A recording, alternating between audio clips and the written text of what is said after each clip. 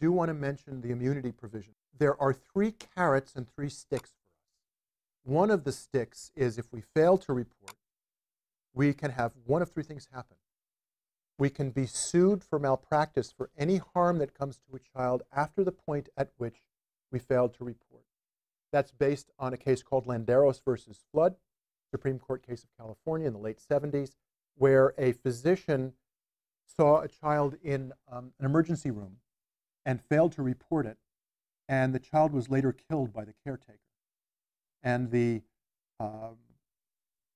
administrator of the child's estate or the guardian of the child sued the physician for failure to report. The physician argued, but there's no civil action in the statute, and the Supreme Court said, yes, there is. It's the basis to say that you failed in one of your duties, therefore the child's heirs or the child's representative can sue you. So I could be sued if I failed to report a child abuse case, and I can be sued in malpractice. I can also, as I mentioned earlier today, be prosecuted and put in jail. There's a well-known psychologist, very competent psychologist, who was working in California with a 12-year-old girl who reported to him in the context of a very hotly contested custody case that she was being inappropriately touched by her stepdad. She then immediately recanted her statement, said, nah, I'm just trying to get him in trouble. He makes me so mad. I really wish he wasn't leaving my mom, blah, blah, blah. The therapist was kind of like, well, you know, I don't know. But I'm worried enough that I'm going to make sure that she's never with this stepdad alone. We'll kind of arrange that there was another person involved in the treatment, a social worker. But I think that, you know, she's recanted, so there's not much to go on. 6 months later, he went on vacation to Hawaii. Very nice place to go on vacation to. And he flew back with his family into John Wayne International Airport late at night. And there were 2 police officers waiting for him. They handcuffed him, and they put him in the back of a police cruiser and drove him back to Bakersfield, and he spent the night in jail for a misdemeanor failure to report child abuse. The way it came out was the child, 6 months after the initial disclosures, told a teacher and said to the teacher, you know, I told my psychologist, but he and the social worker did nothing. And the district attorney got pretty pissed and sent cops after him. And he stood trial, criminal trial, and he won. He has to pay out of pocket because criminal trials, your malpractice does not cover for that, and your employer will not cover for criminal behavior. So he paid whatever it was, 30, 40, 50,000, 20,000, I don't know, for defending himself. And the jury came back saying professionals have to have some discretion, which was a reasonable response by the jury.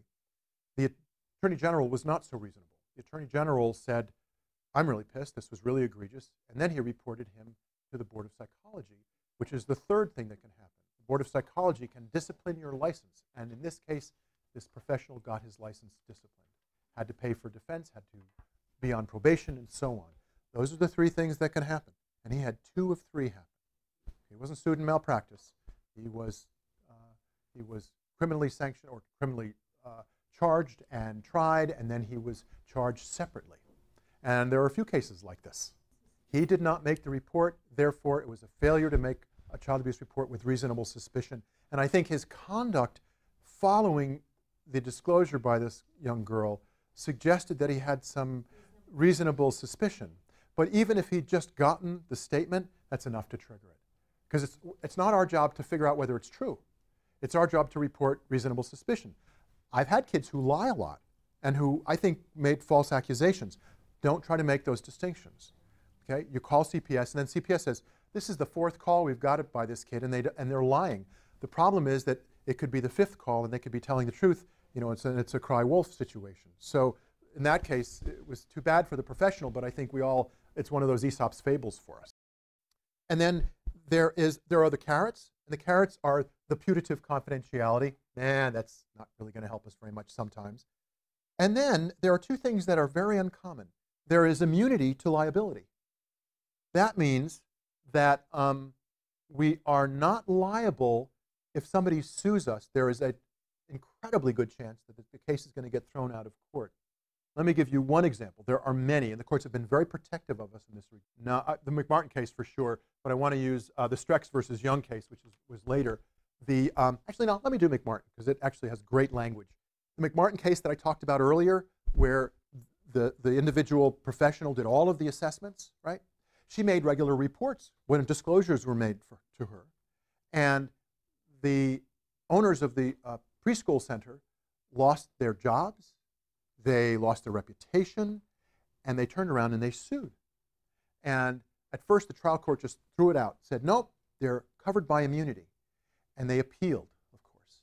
And they said these people weren't really, that is, this particular professional wasn't a mandated reporter, they were really an investigator. Nah, that doesn't wash.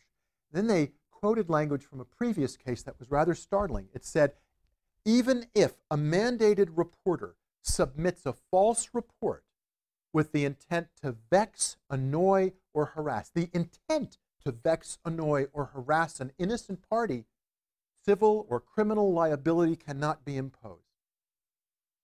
That's remarkable. Now, I'm not encouraging you to go after people you don't like, although it's tempting. Okay? I am suggesting that the courts are very clear. If we make reports, even if we're wrong, even if our motivation is completely off base, we will be protected much of the time, if not all the time. And the reason for that is they don't want us to have to defend our reasons for reporting or our intent for reporting, because that would mean it basically would do away with the immunity. We'd get tried as to whether we had good intent. And they said, nope, intent is irrelevant. You're immune if you make a mandated report. The only cases where those immunities have not upheld is when the professional basically either acted well out of the scope of the law, or, well, actually, that's what both of them accounted for. In one case, a professional did an assessment of a youngster at the behest of the mom, and it was another child custody case. And at the end of the assessment, he said, I really believe this child was abused, and probably by the father, and sent the report to mom. And when the father complained and sued him for this statement, he said, but I made a child abuse, this was a child abuse situation. And the court on appeal said, well, doctor, this would work for you if you'd made a child abuse report, but you didn't. Okay, so you can't go way outside of the law and then say, I expect protection. Okay? Those kind of cases will vitiate or undo our protection. So we have that protection with immunity, but then there's one more carrot. Let's say I make a child abuse report and a very enraged father sues me nonetheless. Okay? Well, and I go to court, and the court agrees with me. They say, Dr. Taub, you made a report in your professional capacity, and you believe you had reasonable suspicion. We're not even going to question it, even if you meant to annoy, harass, or offend, or somehow go after this person. You're immune, case is thrown out. But it cost me $38,000. The state will reimburse me or my malpractice insurer up to $50,000 if I win that kind of case. And my chances of winning are in the upper 90s. Okay?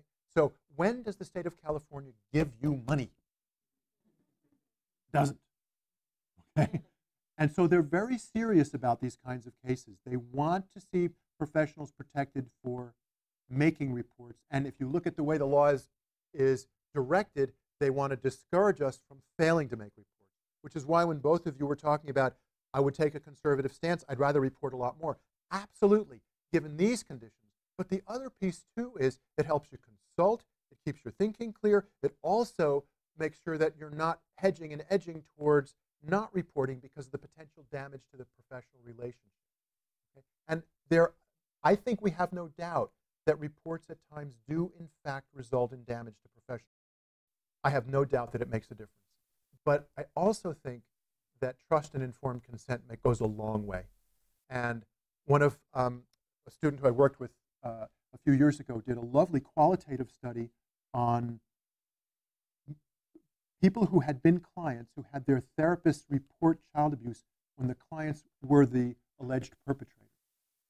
So these were people who, I think there were 7 folks, I think it was 7, perhaps maybe more, all of whom had been in therapy and their therapists reported on them. And the qualitative study, of course, it's not determinative, and it raises more questions as good research does than it answers. But these responses suggested 2 trends. One was when the therapist maintained a professional but warm and supportive stance even while they were doing the report. They didn't distance themselves and reject the client. The clients felt, while not happy about it, like they understood what was going on. Also, when the therapist sided with the client to the extent that they said, I'm required to do this. I'd rather not, but I have to.